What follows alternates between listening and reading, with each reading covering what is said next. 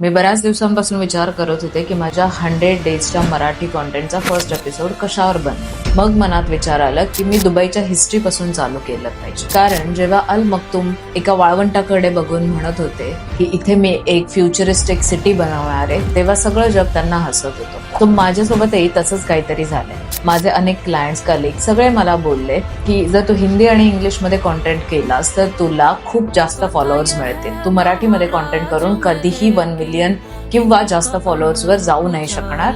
तू स्वतःला लिमिट करते आणि म्हणूनच मी हे चॅलेंज घेतलं. सो आजच्या व्हिडिओमध्ये मी तुम्हाला सांगणार आहे की दुबईची हिस्ट्री.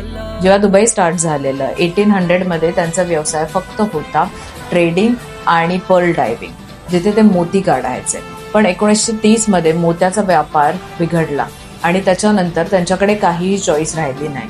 1966 हे दुबईच्या इतिहासातलं खूप महत्वाचं साल होतं. या साली दुबईला मिळालं ऑइल. अनेक लोकांना आजही वाटतं की दुबईची इकॉनॉमी ही ऑइल बेस्ड इकॉनॉमी आहे, पण दुबईच्या राजांना मात्र त्यावेळेसच जाणवलं की ज्या प्रमाणात आपल्याला ऑइल सापडलेलं आहे हे कधीही संपू शकतं आणि आपण दुबईला मोठं नाही करू शकत. त्यासाठी त्यांनी ऑइल मधून मिळालेले पैसे एक फ्युचरिस्टिक सिटी बिल्ड करण्यासाठी इन्व्हेस्ट केले. त्यांनी हे पैसे केले इन्व्हेस्ट इन्फ्रास्ट्रक्चरमध्ये. दुबईमध्ये टॉलेस्ट टॉवर बांधलं, ज्याच्यामुळे टुरिस्टला अट्रॅक्ट केलं. दुबईला टॅक्स फ्री सिटी बनवलं, त्याच्यामुळे अनेक बिझनेसेस येऊन इथे बिझनेस करू लागले. त्याच्यानंतर त्यांनी बनवलं मॅनमेड सगळ्यात मोठं आयलँड. सो या प्रकारच्या काही स्टेप्सने दुबईला ऑइल फ्री इकॉनॉमी बनवलं आणि दुसऱ्या फील्ड्समध्ये डायव्हर्सिफाय करायला लागलं. दुबईमध्ये टेक्निकली रिसोर्सेस कमी होते, नॅचरल रिसोर्सेस तर खूप कमी होते, पण त्यांच्याकडे एक चांगली गोष्ट होती, ती म्हणजे विजन.